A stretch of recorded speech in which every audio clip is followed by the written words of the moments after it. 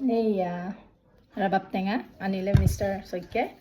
আচলতে বৌ এজনীয়ে দি পঠিয়াইছিলে। যোৱাকালি মই ফেচবুকত ভিডিঅ' এটা দিছিলোঁ মিষ্টাৰে গাড়ীতে টেঙা থৈ দিয়ে বুলি, আৰু সেই বৌগৰাকীক কৈছিলে যে মই দি পঠিয়াইছোঁ বুলি। খাই চাওঁ, টেঙাটো মানে গুচাওঁতে এনেকুৱা ৰস ওলাইছে, খুব মিঠা হ'ব যেন লাগিছে। চাওকচোন কি ধুনীয়া ৰঙা ৰঙা, আৰু এইটো টেঙা খোৱা বতৰে ন, যিহে ৰ'দ দিছে। পথাৰৰ মাজত খাবলৈ পালে আৰু ভাল লাগিলেহেঁতেন।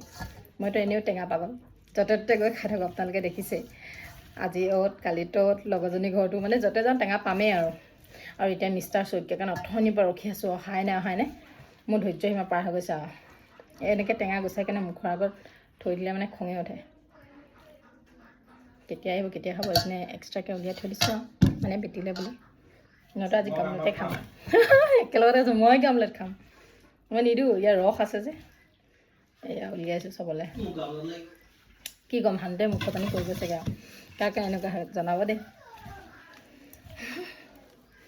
আৰু খাই কেনে ক'ম কেনেকুৱা হৈছে। ৰ'ব, জলদি আহ শেষ হৈ যাব এনেও কৈ দিলোঁ মই। ধুনীয়াকৈ দিছোঁ আৰু মোলৈ অলপ থৈ দিছোঁ, অলপে লৈছোঁ আৰু মই বেছি নাই লোৱা। এইয়া সদায় খাই থাকোঁ যে মই, আৰু সিহঁতি খাব নাপায়।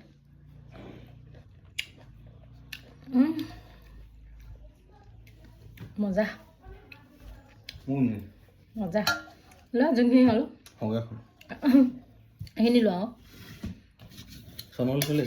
খাই কেনে কেনেকুৱা লাগিছে আহিলে চোৱা। নামা তলত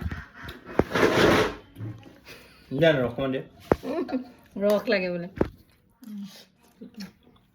আমাৰ পূৰা টেঙা খাব পাৰে। সেয়া মোৰ পৰাও কাঢ়িছে মানে।